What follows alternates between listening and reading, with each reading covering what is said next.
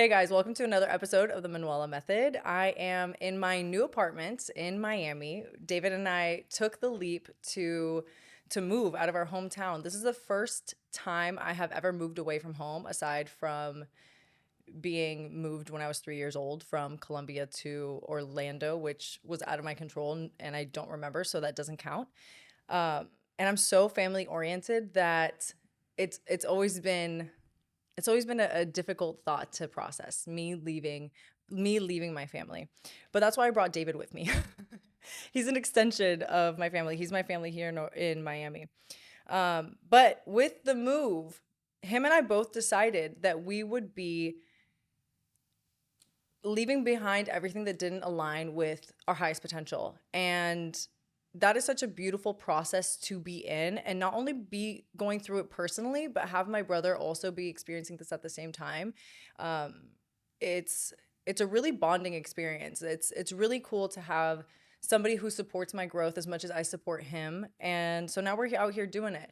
On that note, the universe is universing because yesterday I realized that a hard drive that I have had brought that actually contained today's episode already recorded um, was gone. I mean, I think it's corrupted or it's broken. I'm unable to access it at the moment, and I think that that's the universe really being the universe, doing what it does best. Because I was what I was telling Sam was, if I am the universe, then I would have done the same thing to myself. Because what did I say coming here? I said that I was going to be somebody completely different, somebody that I haven't been before. I am still me, but I'm a version of myself I haven't been. And I feel like that's the universe saying, like, you're right. You don't need this past version of you, nor do you need to rely on content you've already recorded.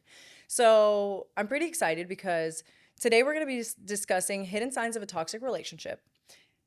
This is actually a continuation, we could call it, from my episode with Sam discussing our past relationships, our past 10-year and 7-year relationships that we got out of at the same time. We essentially ended our relationships pretty close to the same time, and we have had a lot of learning experiences that have paralleled. And if you haven't watched that episode, I do suggest you watch it. The thing that sparked today's conversation, however, were the comments that I had received on that video. There were several comments talking specifically about the word toxic used in the title. Um, the feeling behind it was that if it wasn't abusive, it wasn't toxic. And that to me is a major concern because this podcast, the content that I make, is to hopefully prevent you from getting to a point where you don't have control of your life, where you feel like you are a victim to your circumstances. And if you feel that if you are ignoring red flags and you're ignoring all these little things that lead up to an abusive relationship, that is why you end up in an abusive relationship, because you've been ignoring these little things that add up to it. You don't just jump into an abusive relationship right off rip. The person doesn't come to you and say, hey, I want to be in a relationship with you, but it's going to be abusive. Are you okay with that? It's usually little things that add up over time and it ends up becoming an abusive relationship. So if any young girls are listening to this, if anybody is thinking to themselves, I've seen red flags in my relationship, could it be toxic? Or perhaps you're already in a relationship and you want to make it better, or maybe you are having difficulty having conversations and want to make sure you're on the same page but don't know how to do that. This podcast is for you. This podcast is to put you in the driver's seat of your life and of your relationship, the relationship that you want to have, which is 100% attainable, and you're in 100% control of that. So the first thing that I want us to jump into are the signs and symptoms that I feel once I rewatched my episode and talked to Sam. We both kind of came to the agreement that these, let me see how many there are. These 6 signs and symptoms, these 6 little things that you may be overlooking, could be stacking up to create an environment in your relationship that is toxic. And so I want to dive into that today. So the first thing that we're going to talk about is being afraid to have serious conversations in a relationship, either with your significant other or even with your friends. Specifically, if you admire this person or you feel like they have a relationship that you admire and you're afraid to have conversations about your relationship with them, it could be that you're already casting judgment on your relationship and you're afraid that they're going to validate the judgments that you feel. So if you feel like they have a better relationship than you, they have things in their relationship that you would like, you're not going to share what your relationship is like for fear that they're going to validate that you're not in the relationship you want to be in. Something that I found I was doing was ignoring conversations that I was afraid to have the answers to. And it could have been good answers, it could have been bad answers, but in general, I was afraid because that would kind of disrupt the status quo of my relationship. In the episode that I had with Sam, I discussed how I was with a man for 10 years and we discussed marriage never. The one time that he mentioned marriage, we were walking through the mall and we passed by a jewelry store. My brother was even with us, and he just casually mentioned, like, hey, maybe we should, like, make an appointment. And I'm like, yay. That was the only time we really talked about marriage. And the one thing that I really, really, really stand by now, and I've always stood by, but again, I was in Delulu, was that if you don't talk about it, the likelihood of it coming true is none. If you're not putting thought and intention behind something, you can't expect it to happen all of a sudden. Even in manifesting doesn't just come because you think it once and you're like, well, I'm just not going to do anything about it now. No, you still have to align yourself. You still have to align yourself with the intention of receiving that and accepting that and prepare yourself to receive your blessings. But that was not, I was too afraid. I was too afraid to have those difficult conversations. And if you're in a relationship right now, and it doesn't even have to be with a significant other, it could be any type of conversation. It could be a conversation with your boss. It could be a conversation with a coworker. It could be a conversation with a parent. If you're having difficulty having this conversation, I think you should ask yourself, am I afraid to get the answer? What would be the worst case scenario? Because I promise you, the worst case scenario is never going to be as bad as you think. The worst thing we can experience is, or the worst thing that I feel that I feared was my feelings getting hurt and or now the status quo of my relationship and changing, right? So if he said that he actually didn't want to marry me, that would change my relationship. I would now have to do something about it. So I preferred to remain in my Delulu thinking, you know what, it's good enough for now. Like, it's good enough for now. Everything's okay. Like, if it ain't broke, don't fix it, right? So it was kind of that mentality. But nothing's going to change if nothing changes. So if this rings a bell, I would sit down and write down the things that you want to speak about, the things that you feel like you hold inside you that you can't really let go or let out, and ask yourself, what's the worst case scenario? Because nobody can hurt you. Remember that everybody acts through who they are, not because of who you are. So we can't take anything personally. Everybody's entitled to their opinions, and the truth will literally set you free. Once you have the truth, now you're able to make decisions based off truth. You're not having to make things up as you go. So, number 1, being afraid to have a serious conversation, okay? Number 2, how are you compromising? It is important to learn how to compromise. And again, it doesn't even have to be in a relationship. It can be in any type of relationship. But compromising is, we could also call it like negotiating, right? When you're in a negotiation, you want to feel that both parties are feeling like it's justified. It's balanced. Like, both parties are winning. There shouldn't be a losing party with a compromise. And I feel that so many times I hear women talking about compromise, and really what they're talking about is sacrifice. And there should never be a point in time where you almost feel like you have to constantly almost like take the bullet for the other person or put the other person above you. I personally believe that I did that for a long time because I have a memory, and this is no shame, no guilt towards my mom, like nothing at all. But I remember, but here's the thing. We really base our relationships off of our parents' relationships and the relationships we saw growing up, because where else are we going to establish what we believe a relationship should be? And I remember being really young, and my mom always said to me that love takes sacrifice.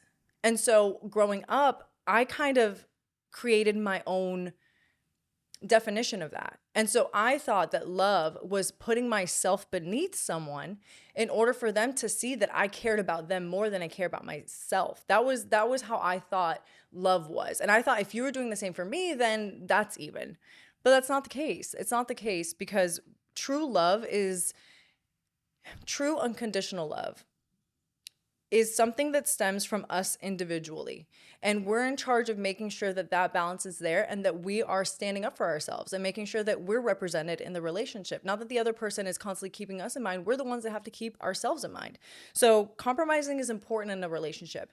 And if you feel that when you're negotiating, let's say, and you always seem to have this little bit of resentment or guilt after, where you're like, man, I wasn't really fair. I usually feel it in my heart, like in my heart center, where I'm like, oh, like that kind of didn't feel right, but I'm still doing it anyway. And especially if you continue to think about it after, like maybe next time I'll do this, or it didn't feel good, or you know what, next time he should do this instead, or I should do this. Any type of holding on to the past means that you didn't really resolve things. You don't feel like it's resolved. You don't feel like there's a balance there. You don't feel like it was an equal compromise. And those little things stack up over time, because that can lead to resentment. And resentment in a relationship is the number one most toxic thing that you could have. That's going to bleed into everything else that you do when you interact with this person. Let's see what we got. And like I said, this has to do with any relationship. You are your number one advocate. You have to make sure that it sits well with you when you're compromising. Whether, again, it's your job, with friends, with your significant other, whatever it may be, you have to learn to know what you want, your non-negotiables, and speak from that. And if it's going to be a no, it's going to be a no. And you have to let that person, well, actually, you know what? Let me not jump ahead of myself, because the next one is making excuses and justifications. So number 3, the third sign here is making justifications and making excuses for the other person's actions or words or whatever it may be. This I keep calling the Delulu spiral. Okay. Me and Sam were in our Delulu spiral. Trust me. If you haven't heard that episode, you can't not be in a Delulu spiral after being in a relationship for 10 years and thinking you guys were going to get married and never talking about marriage once. Like, there's Delulu in there, whether you want to admit it or not. Or whether I want to admit it or not. And the thing is about this Delulu spiral is that if your significant other is doing things that you don't agree with, or are hurting you, or they're not representing your relationship in the way that you feel was the agreed upon way, then those excuses you make are going to become fantasy. You're going to start to create this fantasy reality of what this person is doing in order to soothe yourself, in order to make yourself feel better for their actions, which takes away responsibility from them, takes away the responsibility over their actions, their words, and their interaction with you. And that's going to build up in resentment. It's going to build up in so many different ways that you're going to end up falling in love or being in love with the version of this person that you've created and not the reality of who they are. So it's really important that if you find yourself making excuses or justifying somebody's actions without them justifying them, or without them excusing them, or them talking about it, that you really sit down and think to yourself, is it my job to make an excuse for this person? Sam and I would have this all the time. For me, family was really important. And I would want that person to be around my family, and I would want him to participate in the things that I was doing with my family. And when he wouldn't, I would feel guilty, and I would feel like my compromising, again, was not equal. And so I would make excuses to make myself feel better. Oh, no, he had a long day at work. Oh, no, I understand. Family's just like not his thing. Like, okay, I'm justifying that. Those weren't his words. That's not what he said to me. These are the things that I would tell myself in order to make myself feel better. And it's important that we start to separate these things to take out these little toxic things that build up over time in a relationship. The next sign of a toxic relationship is resentment and holding grudges. The past being held onto in a relationship shows me that there hasn't been a resolve. Shows me that the thing is that when we hold on to the past, we continue to manifest it in the present. And whenever you have those little fights that end up being, back in 2016, well, you know what? August 12th, 1992, those don't really have an effect in your current reality. Those things aren't really affecting the current situation, but you're bringing them in because you never fully resolve that. You never really let it go. And the thing about the past is that it's here to teach us how to move forward. And the best place for the past to come up is in the present. And when it presents itself in the present, we can address it. But we can't continue to go back into the past because we miss the present moment. And now we're acting through past emotions. And that's not fair to your significant other. That's not fair to your relationship, especially if you did resolve this, if you did move forward from this, and all of a sudden it's coming up again. The past is not for you to bring up for somebody else. The past is for you to learn from and for you to understand how you felt in that situation. It's always guiding us and it's always for us. I think the hardest part is the hardest part is accepting that the past happened and it wasn't how we wanted it to. But the best thing we can do once we accept that is change the trajectory of what would happen if this situation arises again. And I think that's the most important part about processing the past and accepting the past and moving on from the past. Resentment also comes from having expectations. Here's the thing. There's a difference between having expectations and having standards. And when we have expectations, we are setting an objective or a goal that we want from somebody to act a certain way, to do certain things for us that this person does not know about. When we have these expectations, and a lot of times expectations sound like, well, if it were me, I would. It's almost like we put on to other people what we expect them to do for us because we would do it. And so it becomes this game of you owe me, I owe you. And that's not true. Nobody owes you anything, not even your significant other. No one owes you anything unless you agree upon this, unless there's a verbal conversation that says, hey, this is my expectation. This is my standard in a relationship. I expect to be able to see my family once a week, and I would love to be with you when I do this. I would love for you to participate in this. Is this something that you are willing to do? Can you do that with me? If that person says yes, okay, fantastic. If that person is unable to fulfill that, that still has nothing to do with you. At that point in time is when you have to accept this person for who they are. And no matter what other great traits that they have, if that's a non-negotiable for you, you have to move in a way that makes sense to you. If that's something that you're going to want for the rest of your life and this person isn't willing to do that, they're not wrong for that. It would be wrong for you to sit here and try to change that person into somebody who they are not. The most important thing here is to know that you're not going to change your non-negotiables, but somebody that will match you will be able to give you or match what you're trying to look for. So if you are holding resentment or if you're holding grudges in a relationship, this is a big sign that you could be in a toxic relationship or contributing to the toxicity in a relationship. And the beautiful thing is that you're in control of this. Once you're able to acknowledge, okay, this little grudge keeps coming up, you can own it. You can own it when you're in a fight or when you're having a discussion and you feel that grudge come up or you feel the past coming forward. You can say, you know what? I still feel like I have unprocessed emotions from a while ago and I don't want them to get conflicted with this current situation. Perhaps I need to step away and figure out what this has to do with now and why I'm bringing these emotions in. That would be the responsible thing to do, which is our next topic, emotional irresponsibility. A huge sign that there may be toxicity or your relationship may be toxic is if there is emotional irresponsibility. So what is emotional irresponsibility? It is someone's inability to process and take ownership of their emotions. The difficult aspect here is that it takes two to tango. So you can't just blame your partner for being emotionally irresponsible and be like, well, I'm good. Because most likely, if they're being emotionally irresponsible, for example, gaslighting, this could lead to gaslighting because if they're not taking ownership of their emotions, they're saying that you're to blame for them.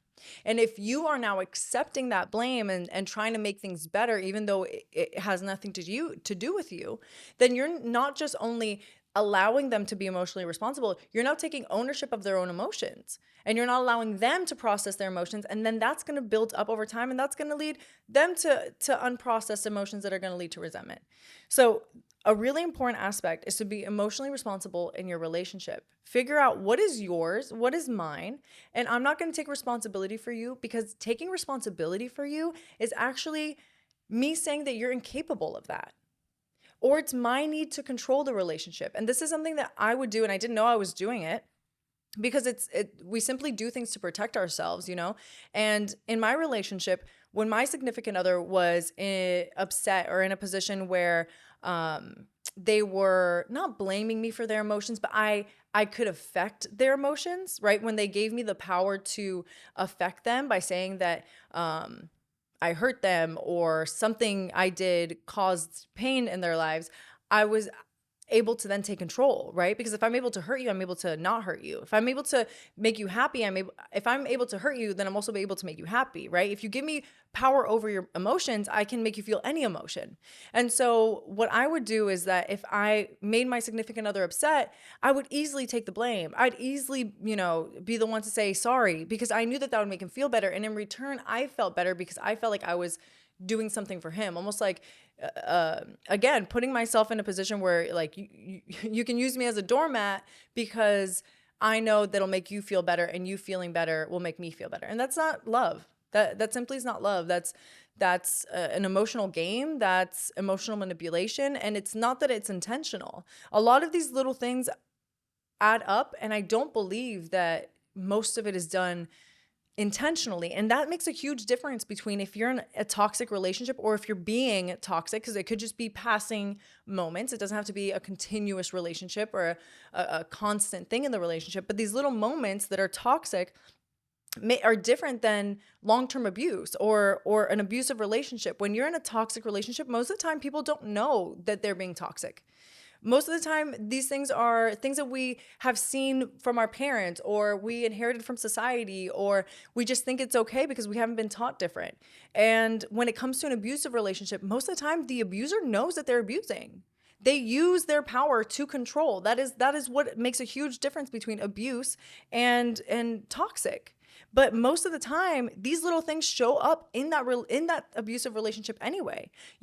You can have a toxic relationship and it not be abusive, but you can't have an abusive relationship that isn't toxic. It just doesn't work that way. So if we can get more people to understand how to navigate these little things that pop up in relationships, then we can get them to become more self-aware in their relationships, take more ownership over their relationships, and release ourselves from these toxic environments, overall bettering ourselves and everything around us, including our relationships.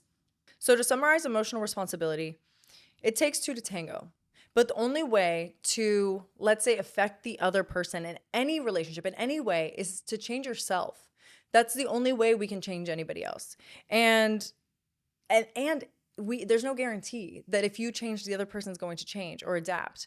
The only thing is that you will, at the end of the day, get a more energetic match to what you're putting out. And that may not be the same person. And you have to be ready for that. But you have to understand that no matter what it is, how you move, if you're moving with good intentions, taking responsibility and ownership over your actions, your words, and your life, then everything that presents itself is for you. Even the negative things, right? These past events that keep coming up in our present, these little grudges that we hold, this is all teaching us. This is all for a reason. If you went through life and everything was perfect, right? If we avoid all these negative emotions and we get to a point where now we have to face them, we're not going to know how to navigate. And so it's important that we do take acceptance and acknowledgement of what we have had happen to us so that we can move forward, creating a new reality, creating a life that we actually want to take part in, and we're not trying to escape from or manipulate. I believe that to be in a state of flow in life means continuous acceptance of what's coming towards you with the knowing that it is all for you. It's either a lesson or it's a test or it's a gift and a blessing. And well, let me even back up there. Everything in itself is the blessing, but there are things that are going to disguise themselves as bad, and nothing is bad. Everything is good. And the most important thing too is that when you want the best for yourself in the relationship, that means that you want the best for the other person as well. And so if you get to a point where you're thinking about all of this and you're like, man, I'm afraid that if I start to take responsibility and start to do some of the things that we discussed today, it's going to lead me to not be in this relationship anymore, or I think this is going to cause an end to this relationship. You have to move with no fear.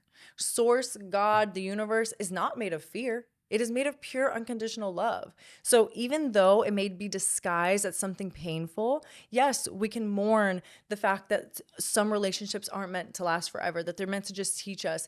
And we can love it for what it is. And it'll make it more beautiful when you can accept what this relationship is to you and what it's been to you and the things that it's brought to you. But if you continue to live in delusion, you're never going to get to fully experience the beauty of that relationship anyway. You're not going to be able to fully experience what that person has to offer. You're never going to truly see them for who they are because you're afraid that who they truly are won't be the match that you're looking for. And I understand that that can be painful. I lived in that pain for a really long time, girl, like 10 years, like really long. But the beautiful thing is that there is only now. There's only now and moving forward. So the beautiful thing is that right now, if you start to take responsibility and you start to take ownership and you start to say, you know what, my relationship can be better, or my next relationship can be better. It will. It literally will. All it takes is you saying, I want it, and I'm willing to do the work to get it, and I'm willing to be the person that does this. Then it's guaranteed.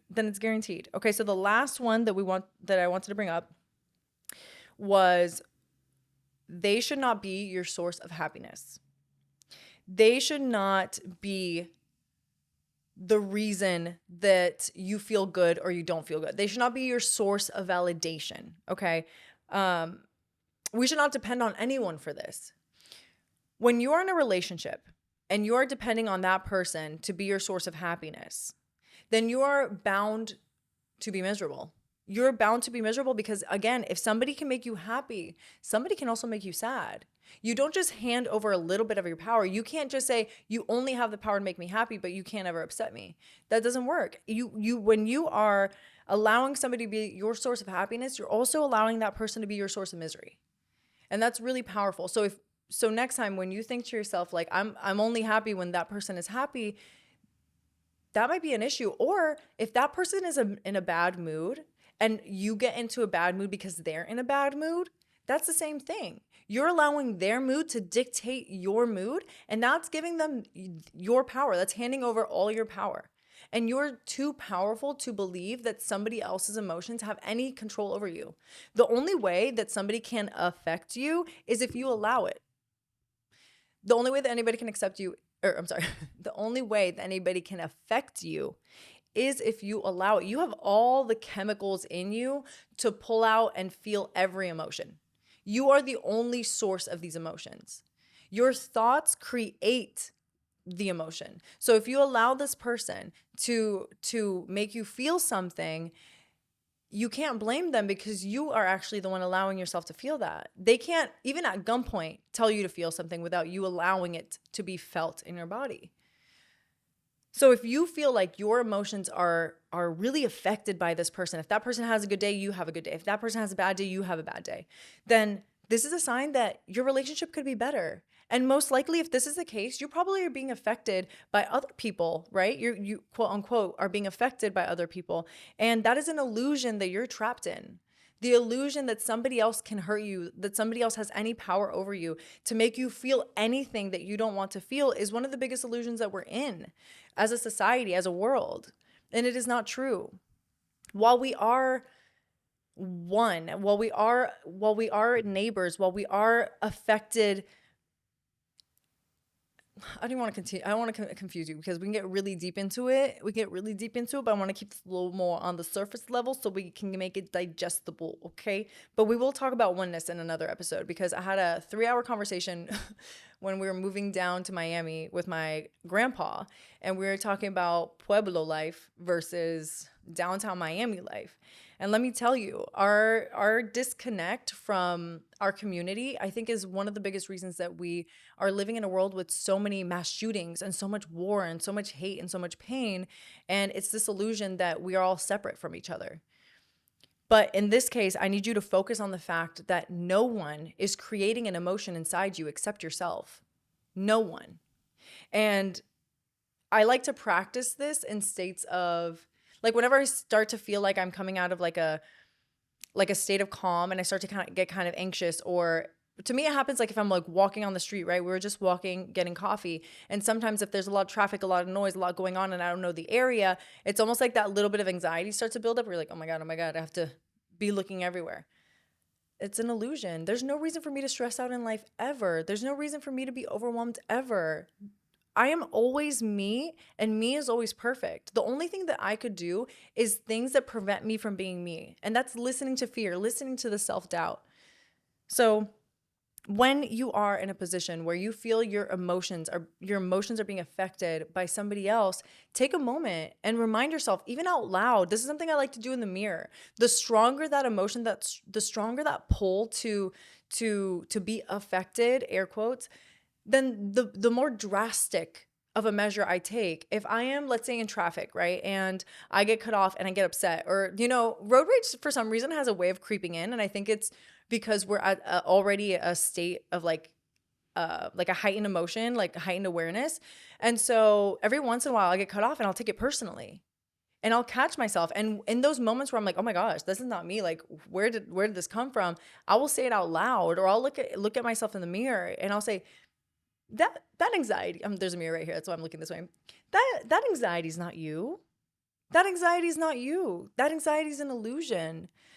There is nothing to fear. There's nothing to be afraid of. A cool, calm, collected mind is always going to be more effective and more efficient to me than having a stressed out moment. There's no reason. And I'll be able to get myself back. And this is how we take control of our emotions. And this is how we take back ownership over our emotions. So if you start to feel like this person affected me or this person made me feel, it's a you problem. It's a you problem. And it might sound harsh, but it's a beautiful place to be, is to realize that this is all a you problem. This actually, none of what we discussed today is a them problem. Everything that we discuss are things that we need to take ownership of. We need to take control of in order to change the trajectory of the relationships we're in. And that's the truth. The most important thing here is that if you do find yourself relating to any of the things that we discussed today, you don't freak out. It's a-okay. Because decisions made from truth are always going to lead you down your genuine, authentic path. But if you stay in this delusion that everything is okay, when deep down inside you know something could be different, or something needs to change, or perhaps you don't even know that it needs to change yet. Perhaps you just feel this inkling to just dive into this work and see what comes out. I think that's a beautiful place to be, without expectations and just wanting better. Because again, the universe is always, always, always on your side when you are doing your best. That's all that is required of you. Can you be your best in every moment? And in every moment, we can ask ourselves, is this the best version of me? And if not, what would the best version of me be doing right now? And you're allowed to change in a second. Give yourself permission that when you're in that fight, or when you're bringing up the past, that you change that cycle and you say, you know what? Let's pause here. I feel that this is something we've done before. I feel like we've already cycled through this. I would like to change the cycle. Let's do something different. How about we take 10 minutes and we think things over? Or let's leave this for tomorrow. Or I need space. I need time to process this before I come to you. Or even just recognizing that you may be angry for things that have to do with you and not them. Because again, when we hold somebody to our expectations, that's an us problem. We cannot be mad at somebody for not meeting expectations that we set. We must accept them for who they are. Now, what you do with that information is up to you. Are you going to stay with somebody who does these things? Is that something that is negotiable for you? But you can't look at it as maybe one day they'll change, or let me change them, because it is not your job, nor do they owe you, nor is it your responsibility. And why would you want to be in a relationship that you have to completely change that person or lie to yourself about who they are? That's when we have to think to ourselves, okay, this is a reflection of what I believe. Perhaps I fear that I can't get anybody better. So then what kind of person do you think you are? That you feel that you deserve this? There's a quote from the Four Agreements. David, can you pass me my phone? It's in my bag. That I wanted to read you. It's a quote that honestly significantly changed my outlook when I was reading this book. And that is,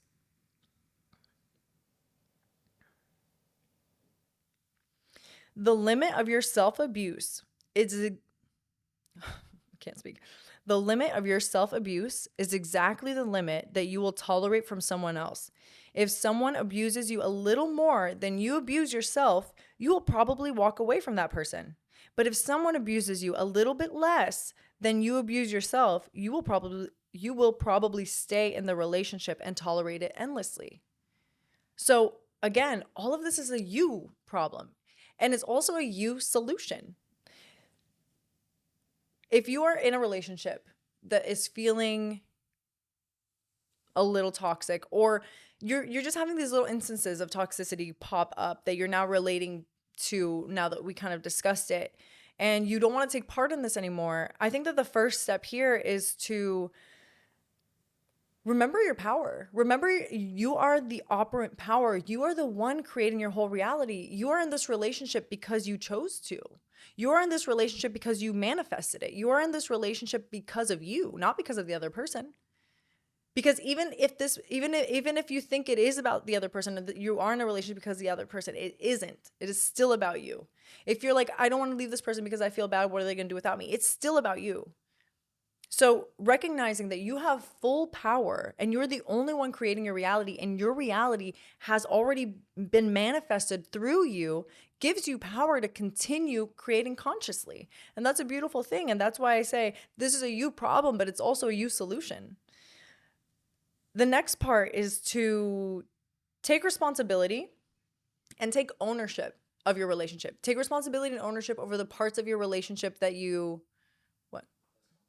Oh, okay. The next part is to take ownership and responsibility over the relationship and the aspects of your relationship that belong to you, right? If we want somebody to be emotionally responsible in our relationship and own up to their emotions and own up to their actions, we can't take responsibility for them. It is not about sitting there and being like, you need to be responsible. You need to take ownership of this, because now you're being emotionally responsible and trying to change them and force them to be something for you, when again, nobody owes you anything, right? And on top of that, it is not your job to change them. But the way that you act will change their response to you. If you start to be somebody who's emotionally responsible and you come up to this person and say, hey, you know what? I recognize that my actions were irresponsible. I recognize what I said. I didn't know that you felt this way. I believe that we have an ability here for a compromise. We have an ability here to create a new strategy moving forward when we're faced with a situation like this. That's going to demonstrate to the other person the standard of which you now function. And that's going to make their knees tremble, because they're either going to have to step up and match that, or you're not going to stick around or stand for somebody who's not going to be emotionally responsible when you're responsible for your own emotions. So it's going to change the way people act around you 100%, but it does not have to do with changing them. It has to do with changing yourself. Let's see what else. It's also really important that you understand your needs and wants. I think clear communication and honesty is respect, right? And if we do have expectations, if we do have certain standards in a relationship, it's important that we voice them. It's important, again, that we advocate for ourselves. Nobody's going to do it for us. And when we don't do that, and then we end up going with somebody else's wishes, and we didn't tell them that we preferred something else, now we're going to show up with a bad attitude. We're going to feel owed. We're going to feel cheated. We're going to feel like, wow, like I do whatever you want and you don't do what I want to do. But that person doesn't even know. But now you have a bad mood. And now you're going to affect the whole relationship, and you're going to cause problems that weren't even there because you didn't stick up for yourself, because you didn't say anything. So instead of letting it get to these points where we're having arguments, we're having fights about the same things over and over again, it's about stopping these cycles, being able to say and recognize your own emotions, recognize your part in the relationship so that you can take ownership. And knowing your needs and wants is important. Because if you start to sacrifice, if you enter a relationship and you don't make these things known, and then all of a sudden 6 months later you're like picking fights, like, no, this is important to me now. Now you're switching up. Now it's going to be confusing for everybody. The best thing to do is, before entering a relationship, and I understand that some of you might already be in a relationship and you want to establish these new needs and wants, because perhaps you didn't establish them to begin with. Perhaps because you were afraid, this is too good to be true. Maybe he'll leave me if I tell him that I actually want to hang out with my girlfriends and go to dinner Friday nights instead of hanging out with him and the boys. I don't know. Not me reflecting on my past. But it's okay. It's okay, because the universe has always got you. The universe put you here because the universe loves you. So the universe is only going to ever put you in more situations and more places that you are loved. And in this case, the universe loves you so much that it wants you to learn. It wants you to grow and know how to move forward so that you can attract what you want, so that you can participate in a relationship that you truly want. A lot of times we don't know what we want until we get what we don't want. And there's no way around that. It's part of life. It's part of, I don't want to call it a game because it sounds like we're playing games here, and it's not a game, but in this grand scheme of things in life, we didn't show up here just being the person we're supposed to be forever. We came here to learn and to grow to become the person. It's supposed to be fun. It's like a journey. It's literally like the game of life. We're here to participate and learn and grow and have fun. And sometimes we roll the dice and we jump 6 places and we climb the ladder. And other times we roll the dice and we get pushed back 5 steps. So it really is part of it. And being able to enjoy the process and being able to enjoy every aspect of what this universe is giving you, aka you are giving to yourself, because you are the universe manifesting. So you have put yourself in the situation for what? Most likely to learn, most likely to grow, most likely to enjoy yourself in this relationship. Not to see what this person can give to you, not for this person to make you who you are, but so that you can enjoy who you are with them, so that you can be more yourself with them, learn more about yourself, be better for yourself so that your relationship can prosper. That's I think something that I'm really looking forward to in future relationships. Is the next relationship I want to get into, I want it to be a relationship where we feel independent of each other, but we're together, where my happiness is not dependent on his happiness, but my happiness can also add to the happiness of our relationship. Because when you're happy, you act different, right? And if I maintain my happiness, even though he's upset, then I most likely will be able to get him out of it sooner, or will be able to support him in ways that would be different. And if I feel like his mood is an attack on me, and now we're both in a bad mood for no reason. So overall, the most important aspect to remember when it comes to any relationship, no matter what it is that you manifested it. You are here because that relationship had to be for you for a reason. And the most beautiful thing is that you have full control of what you get out of it. You have full control of who you are with, the type of person you're with, but you cannot expect somebody else to be something you are not. If you want a partner who is loyal, I hope that you are loyal, because you won't get that unless you are. If you want to be with a partner who is emotionally responsible, then I hope that you practice emotional responsibility, because you will not get a partner who is emotionally responsible if you are not. And this goes for everything. This is the way that I feel we should all be, because then when we get into a relationship, we know that we are not owed. We know that we are responsible for ourselves, and we carry ourselves, and then we just add to this relationship instead of us both feeling like we're just trying to fill each other's cup constantly. You both walk into it with full cups. And I feel like that's a beautiful place to be. That's a place where you can really practice unconditional love, allowing that person to be themselves, not feeling like you have to change them, not feeling like they hurt you or you have resentment towards them or their past, being able to learn together. That's when this happens, when you both can accept that you want to be together, you're independent, and you're working together as a team to grow and learn. That's what a relationship is for, is to grow and to learn together. Think about how crazy it is that we are on this earth at the same time, and out of all the people on the planet, you are with this person. That is not a coincidence. That is 100% not a coincidence. That has been written in time and space for all of existence. And what a beautiful thing that is. If that is something that has so much intention and purpose behind it, even if it felt random, even if it doesn't feel like the best relationship, even if it feels like the worst relationship, the amount of love that source, that God, that the universe, that you actually have for yourself, whether you believe it or not, whether you feel it or not, is so great that it put this person in your life for you to learn from, for you to gain as much from, because it is still love. It is still love from the universe that you have come together and are in this position now. So I know this was a lot.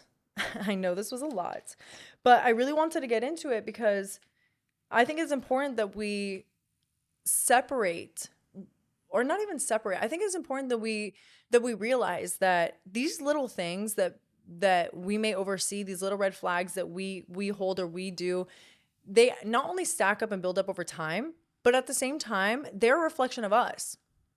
And because they are a reflection of us, that means that we have total control to change them and to learn from them and to grow from them.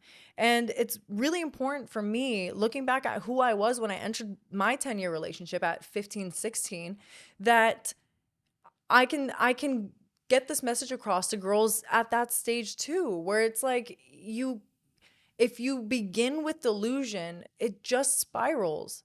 It's so much better to walk in truth and deal with truth than to live in delusion, because at the end of the day, you still will not be happy and you'll be more upset with yourself. When you function from a place of delusion, you build up this fantasy that you fall in love with, and then you put all your power into somebody else's hands. You create this whole fake reality, and at some point that falsity, that false reality has to crumble.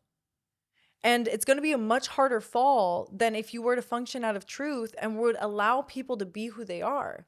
Because we also want people to treat us in the same way. We want people to allow us to be who we are. We don't want people to walk into our lives and say, you're hot and all, but you got to change this. That person most likely doesn't actually love you. If they want to change you, they probably don't love you. They don't love you unconditionally, because to love somebody unconditionally is to love them as they are. And that's the only true type of love. And granted, we are humans again, so we have to practice this unconditional love. But the best way to know what unconditional love looks like and feels like in a relationship is to first give it to yourself and understand how to feel it within yourself and for yourself. If you're able to feel that you can fully accept who you are, the stage in life that you are in, then you're most likely going to be able to accept that person. But if you're in denial of who you are or what you've done or where you are, and you resent your past, then you're going to go into the relationship reflecting those same things. So again, the most beautiful part about all this is that it's a you problem. And that means that it's a you solution, okay? What else? I think that that's pretty much it that I have for you guys today.